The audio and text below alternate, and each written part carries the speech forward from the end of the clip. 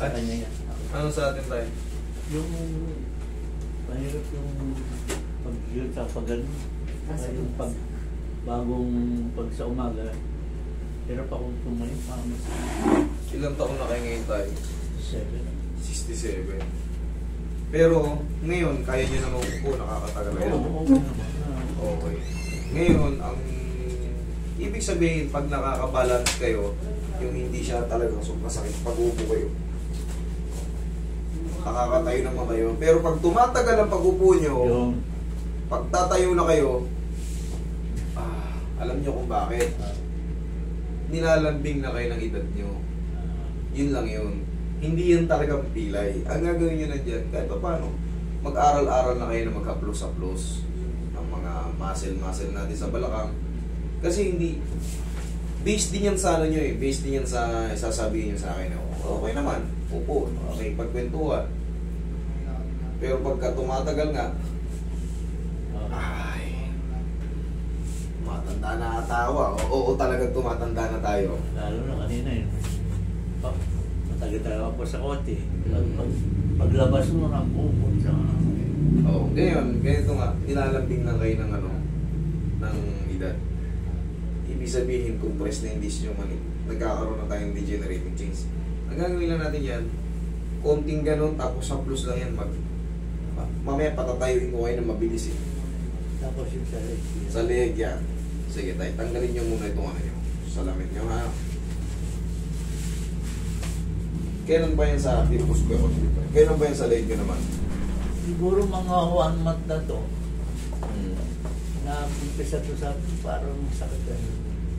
Hanggang sa biglang may naririnig ako parang tik-tik. Yung mga ganun sa ulo.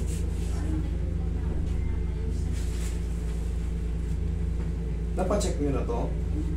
Hindi pa.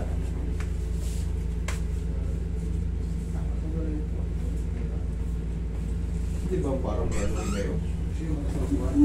Wala yung nanay? Wala naman.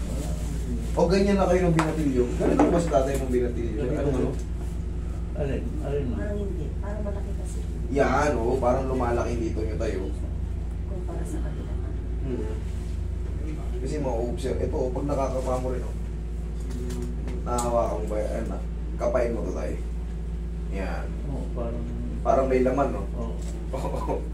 Hindi, baka nakaka-apekto eh. Kasi, yung mga ganyan, para may mga bukol-bukol kayo, sabihin na natin ano yan, sabihin natin bukol kasi, ano, maangat eh. Alam niyo mga pagkain ng bukol? Ang pagkain ng bukol, chocolate, tapos yung mga malalansa. Para maiwasan yung paglaki ng bukol.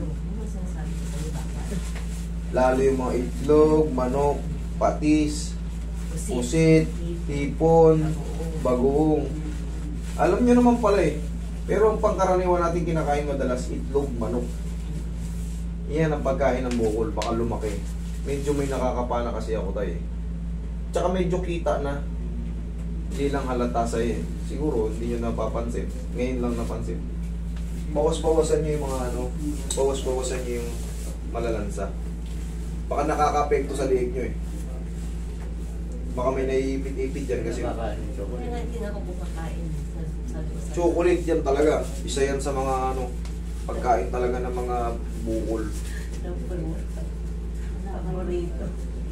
Paborito mo ba yan? Ay, Chocolate. kaya pala eh. Dahil yung bumito yun. Kaya pala. Hanggat maaari. Honey na lang bilhin nyo. Yun nga, honey. Oh, meron na rin kayo parang bukol dito. Ito oh. O yun ang madalas niya sinasabi. Ayan, tay.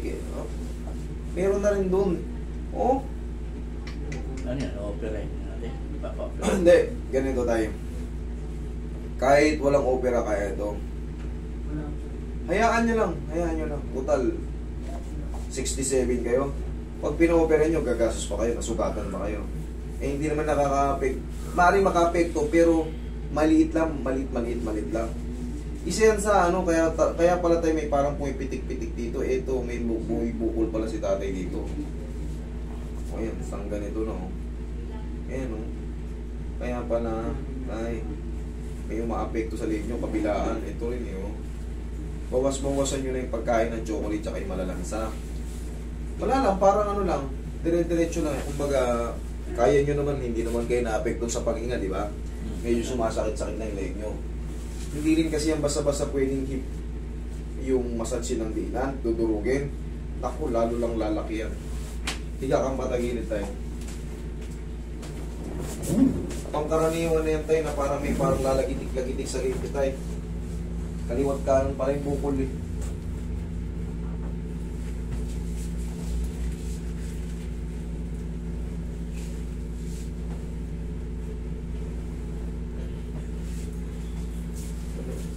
Kabilang sa'yo.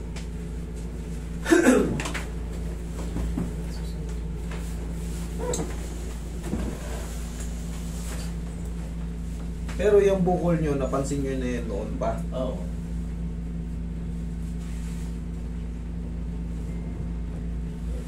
Okay, taba kayo tayo. Stop.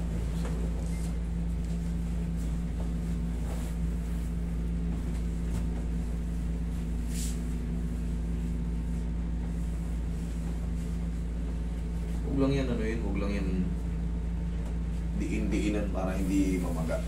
Kasi pag yan namaga, hindi na yan bumabalik sa ano. Mawala man yung sakit pero hindi na siya bumabalik sa dating height, ayun nyo, yung height niya or laki niya.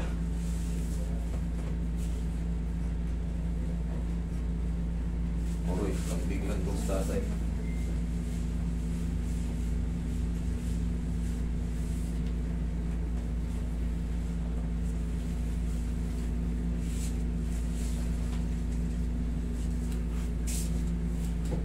Mahilig ba kayo pare-pareha sa chocolate? Si tatay talaga. Yan kasi yung pagka... malamang nanonood na kayo sa mga doktor din, ano? Yan, tama yan. Huwag kayong matakot sa mga ano. Hanggat hindi kayo pinahihirapan sobrang sakit, wala lang. Yan. Eh, siyempre, umidad tayo. Yan. Yung nararamdaman nyo na yan, magugulat kayo ba? 85 na ako. Ito pa rin. Buhay pa rin ako. Yan lang. Is, huwag nyo lang dagdagan ng ano, yung mga pagkain nila para lumaki sila.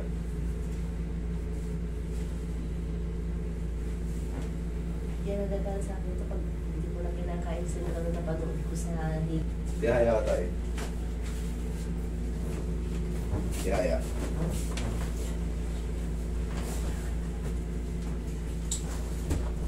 Mamaya hihilutin ko yan, pero hindi ron mismo ron sa mga.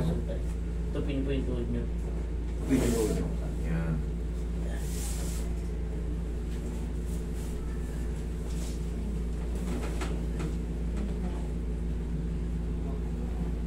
Kaya last na, inhale. Exhale. Ito kasi yung pang-decompress sa mga artist na naibig dyan para umangat. Ganon din ang ginagawa sa ano, kaso machine naman yung pinang-iipit to. Dito si Roy ang pang-ipit natin. Ginagaling yun dito. Pag napanood nyo, ini-clip yan dito. Sa tayo yan. Ilang tayo ha? Magtigil-tigil na kayo sa ano.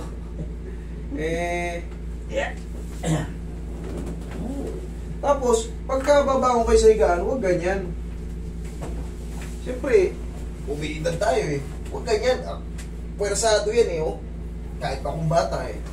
Ito, tumagilid muna kayo. Ito, malakas to. Oh. Sulit tong siko natin eh. Malakas siya. Okay, tutukod mo na. May gagawin pa ako.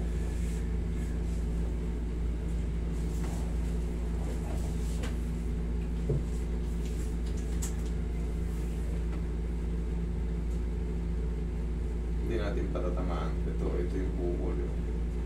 Pag maghihilot kayo, dito lang oh. Tsaka parang ano lang, parang ang kayong kinikiliti. Medyo natitiinan siya pero hindi sobrang tiil. Medium type lang. Sa mga liig, kunyari na nangawit kayo sa pagtulog, para bang parang mayroon kayong mild stiff neck. Huwag nyo i-aakit dito. Ito yung part na to, yung tenga, tingnan nyo. Yan yung tugma niya, no? Mahihilo kasi kayo dyan. Kaya ang hilot yan dito lang. Ganyan.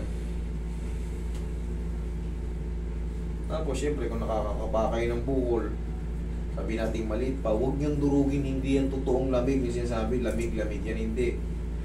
Lalo lang maiirita yan. Pag nairita yan, lalaki yan. Pag lumaki, hindi na yan bumabalik sa dating. Dati ganito. Pag lumaki siya ng ganito, pag nawala yung kirot, hindi na yan bumabalik sa ganun. Ganyan na yan. Iiwanan niya na yan na may bukol na mas kapansin-pansin na. Kaya mag-iingat kayo sa mga hilot-hilot na hindi kayang umintindi sa mga iba pang mga anatomy ng katawan natin.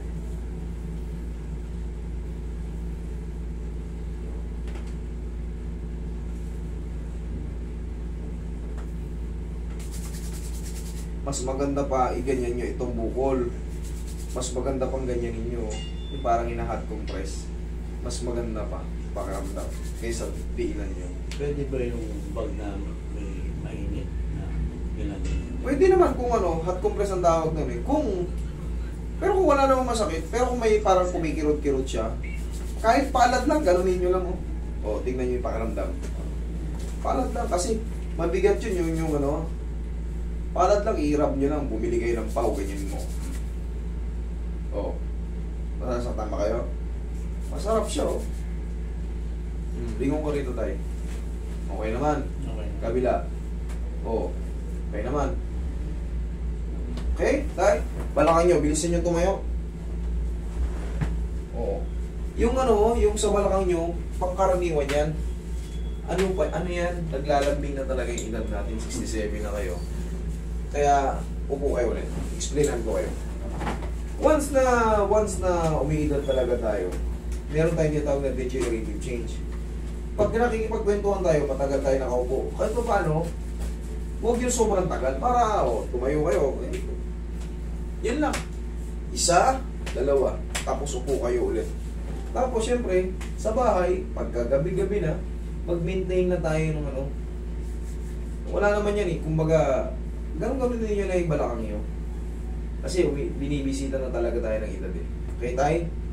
Uplusin nyo lang. Very safe naman yan unless allergic kayo. Kung di kayo allergic, ganun din nyo na.